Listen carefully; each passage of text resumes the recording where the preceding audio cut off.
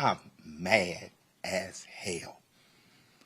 I woke up wanting to see the world burn down yesterday because I'm tired of seeing black men die.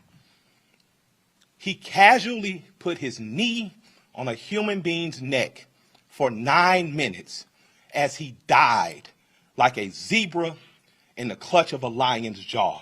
And we watch it like murder porn over and over again. So that's why children are burning to the ground. They don't know what else to do. And it is the responsibility of us to make this better right now. We don't want to see one officer charged. We want to see 4 officers prosecuted and sentenced. We don't want to see targets burning. We want to see the system that sets up for systemic racism burnt to the ground. Can I just ask you one quick question? Yes, ma'am. If you could tell the people of Los Angeles and America one thing in 60 seconds, what would it be? Yeah, one thing I would say, keep the faith, keep your faith and hope in the investment of our country, of our nation, of our laws, our Constitution. It's our obligation to protect those expressions of freedom. It's my intent with the police officers who serve here to do good, to be a commoner, and to understand we can improve and that we want to be a collaborative team and come together through these crises and these difficult days. And that's what we're all about. And and God bless you for the things you're trying to do here. Thank you, Corey. All right, peace. Thank you. He angry at 46. I'm angry at 31. You angry at 16. You understand me? Putting yourself in harm's way is not the way. No, it's not. You and other your counterparts the same age and that has that same power. Y'all come up with a better way. Cause we ain't doing it. And I have a 5-year-old son. And it ain't happening. I marched 4 years ago. Keep Lamont Scott did the same shit y'all doing. The same exact thing night after night after night. It don't matter. Come up with a better way. You understand me? You keep yourself safe. You understand me?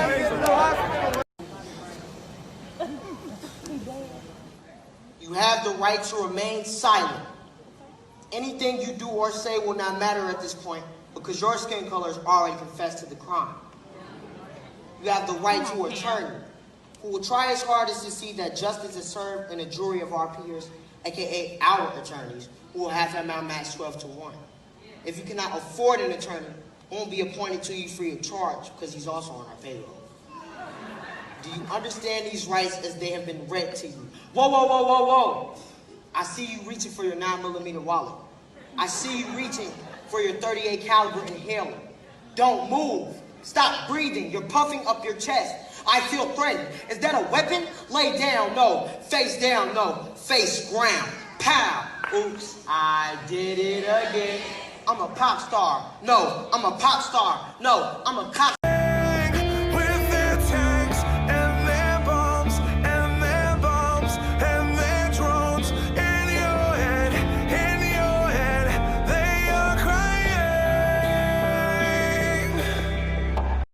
If a small percentage of bad protesting is enough for you to undermine the validity of the entire movement and or call for a complete overhaul of protest methods altogether, then what should a small percentage of bad policing do?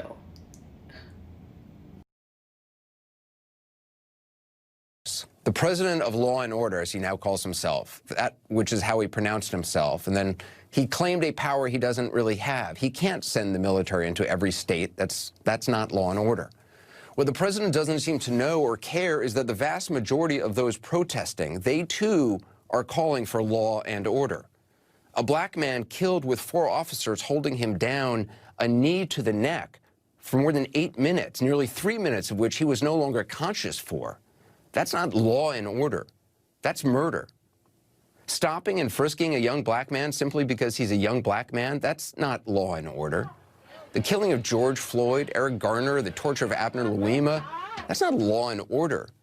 The president seems to think that dominating black people, dominating peaceful protesters is law and order. It's not. He calls them thugs. Who is the thug here? Hiding. I can't breathe again. God damn, I can't breathe. Our voices have been quarantined. COVID-19, 60s to 1619. Jamestown choked me, sold me, shackles hold me tightly by my neck, and I can't breathe again. 2020 ain't no fucking vision on your tail eye vision of why I'm living like a prejudged villain. CNN, Fox News commentating and debating why I can't fucking breathe again. How many times do I have to say this? I'm taking the gloves off because racism is the main deadliness that's contagious. I just got diagnosed and received a degree in criminology, but fuck your education. I don't want to learn shit from a nation that's racist. The definition of policing, overseeing property. I can't understand how the white man never understood how to handle the human properly. Honorable Elijah Muhammad and the noble Drew Ali spoke constantly, consciously, and cautiously about this ungodly prophecy. And you still worried about your prophet. I just want to make something clear. When the news tells you protesters began looting, reframe it as looters took advantage of the protest. And protesters, who were already actively being terrorized by the police, did not have the armor, the weapons, the capability, or the power to stop the looters.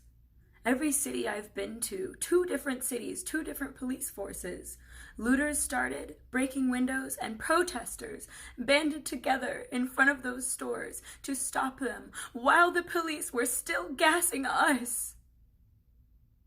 We were doing their job for free while they beat us. Who is protecting and serving this city? The worst we did was tag. And you know who cleaned up those tags in the morning? Us, not the police.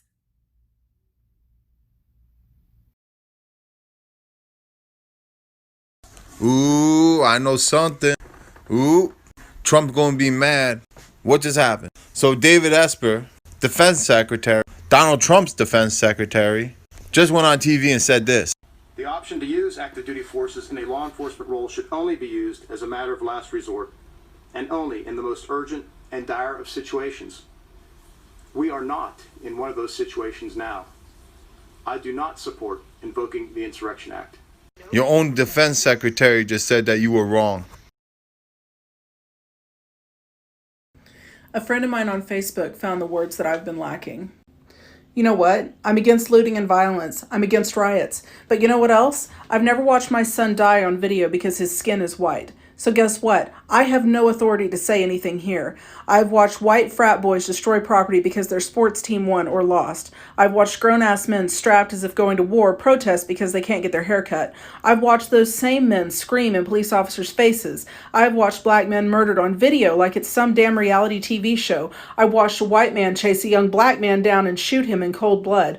I've watched a black man lose his career while peacefully kneeling, hoping to make a difference. I've watched a peaceful group of protesters be tear gassed while armed white men are not. Don't tell me they don't have the right to burn it all down. They have tried everything else. It always goes back to the way it was. Do not tell them how to grieve, how to cause change. You don't have that right. I don't have that right. Please make this go viral. This is a video of a pastor in Omaha, Nebraska, and his experience with sitting down with their governor. 4.5 on the killing of the young black man at the hands of a white man the other night in downtown Omaha. We met on it. I put context to the issues surrounding the systematic racism that produced it. Pete Ricketts said, "The problem I have with you people." Did you hear what I just said? Governor Ricketts said, "The problem I have with you people." And ladies and gentlemen, I walked out of the police chief's office. I walked out on Governor Pete Ricketts. As he said, he called us you people. Make this go viral. Well, I said if I were black, they'd have killed me a long time ago. And if I were black, and saying the things I say, I wouldn't be alive.